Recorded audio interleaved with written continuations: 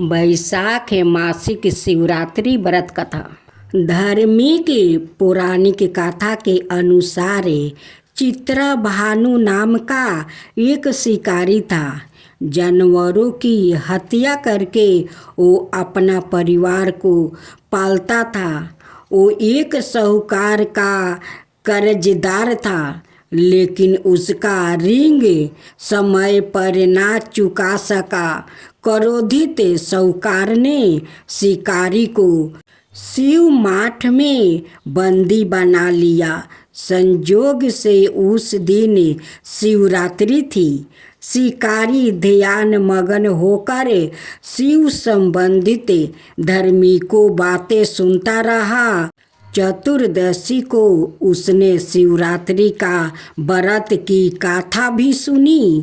शाम होते ही साहूकार ने उसे अपने पास बुलाया और ऋण चुकाने के विषय में बात की। शिकारी अगले दिन सारा ऋण लौटा देने का वचन देकर वो बंधन से छूट गया।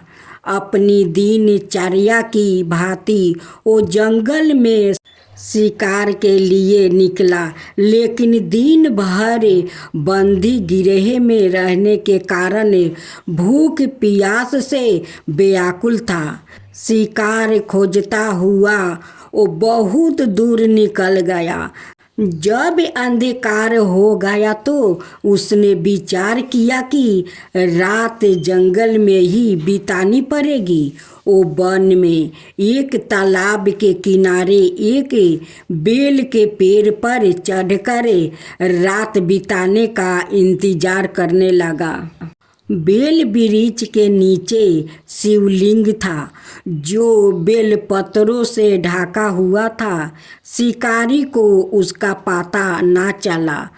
परवा बनाते समय उसने जो टहनियाँ तोड़ी वो संजोग से शिवलिंग पर गिरती चली गई। इस प्रकार दिन भर भूखे प्यासे शिकारी का व्रत भी हो गया और शिवलिंग पर बेलपत्र भी चढ़ गया।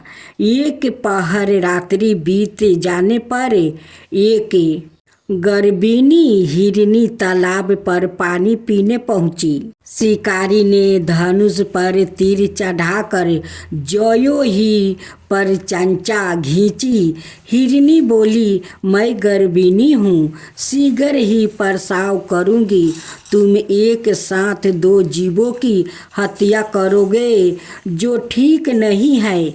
मैं बच्चे को जन्म देकर शीघ्र ही तुम्हारे समक्ष प्रस्तुत हो जाऊँगी, तब मार लेना। शिकारी ने परचंचा ढीली कर दिया और हिरनी जंगली झाड़ियों में लुप्त हो गई। परचंचा चढ़ाने और ढीली करने के वक्त कुछ बेलपत्र अनायास ही टूटकर शिवलिंग पर गिर गया। इस प्रकार उसे अनजाने में ही प्रथम पहर का पूजा भी संपन्न हो गया।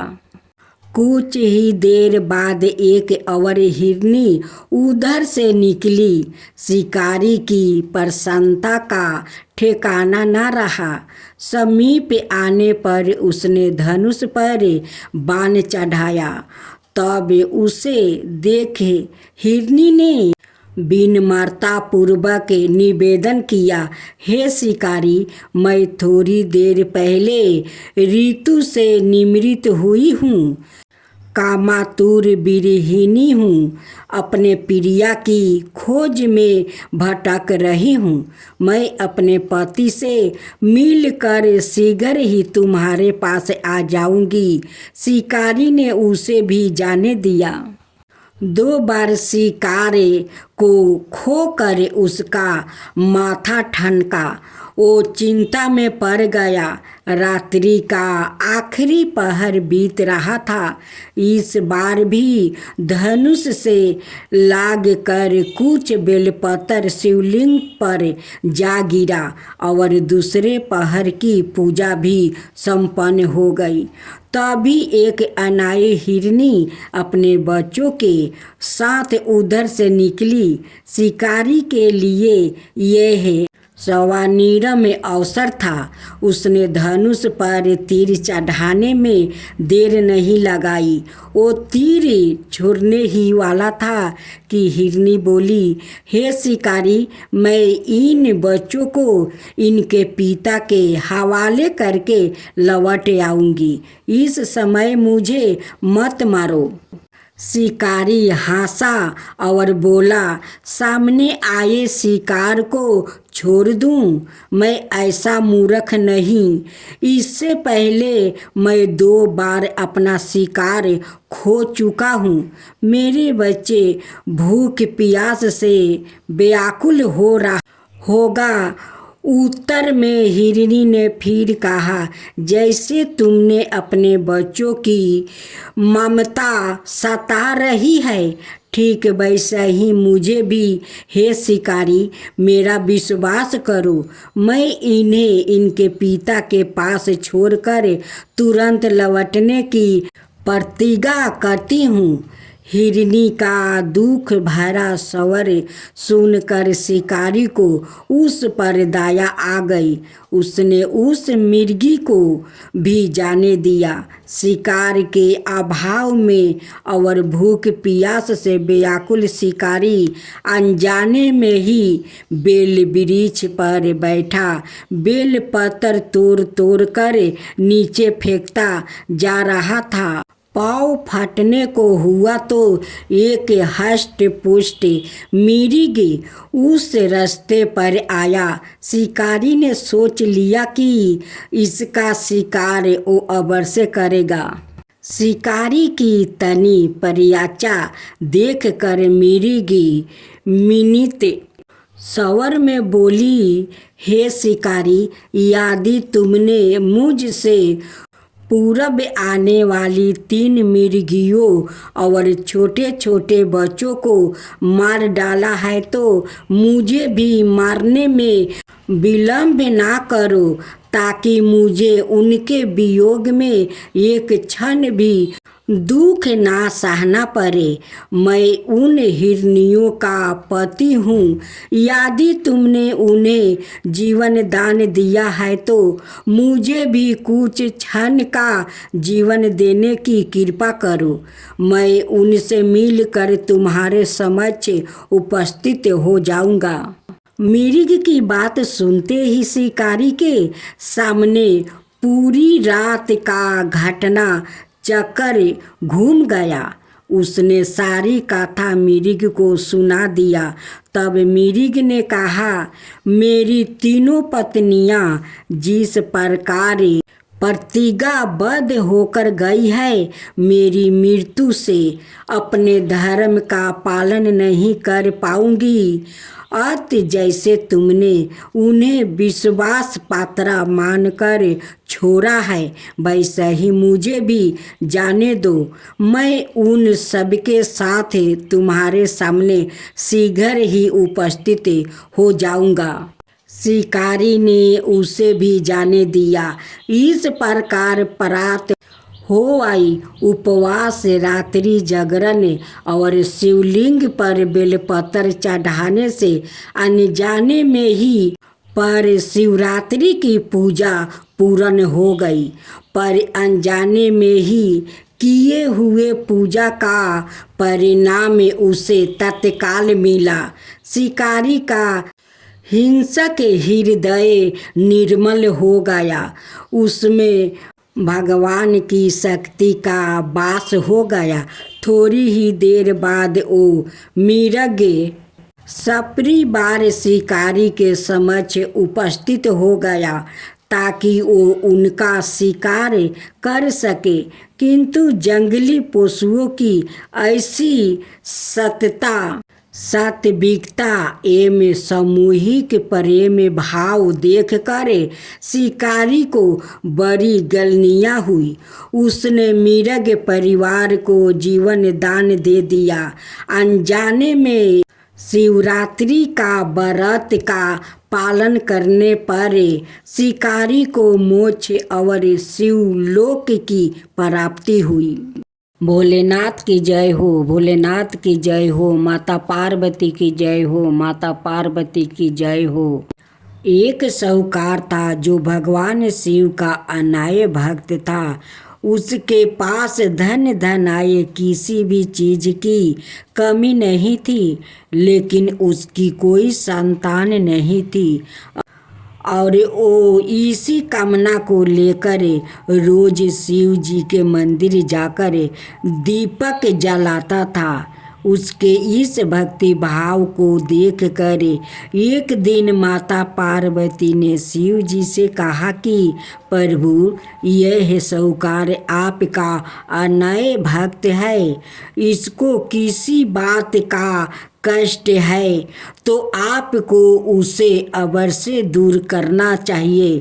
शिव जी बोले कि हे पार्वती, इस साहूकार के पास पुत्र नहीं है, यह इसी से दुखी रहता है।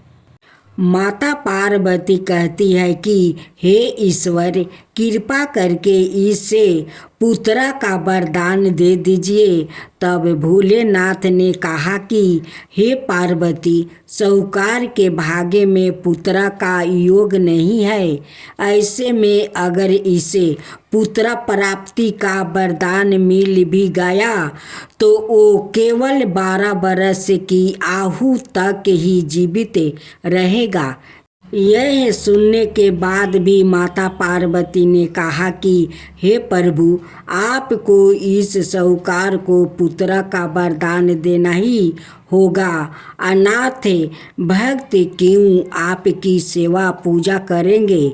माता के बार बार कहने से भोलेनाथ ने साहूकार को पुत्र का वरदान दे दिया, लेकिन यह भी कहा कि वो केवल 12 बरस तक ही जीवित रहेगा। साहूकार यह सारी बातें सुन रहा था, इसलिए उसे ना तो खुशी हुई और ना ही दुख। वो पहले की तरह भोलेनाथ की पूजा अर्चना करता रहा। उधर सेठानी गर्भवती हुई और 9 महीने के बाद एक सुंदर सा बालक की प्राप्ति हुई। परिवार में खूब उत्साह मनाया गया, लेकिन साहूकार पहले ही की तरह रहा और उसने लड़का की 12 बरस की आयु का जिक्र किसी से भी नहीं किया।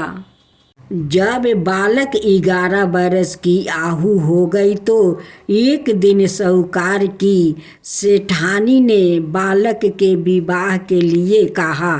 तो साहूकार ने कहा कि वो अभी बालक को पढ़ने के लिए काशी जी भेजेंगे। इसके बाद उसने बालक के मामा जी को बुलाया और कहा कि इसे काशी पढ़ने के लिए ले जाओ और रास्ते में जिस भी स्थान पर रुकना, वहाँ यज्ञ करते और ब्राह्मणों को भोजन कराते हुए आगे बढ़ना।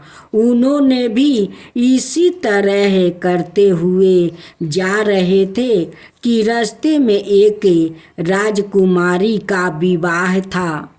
जिससे उसका विवाह होने वाला था वो एक आँख से काना था।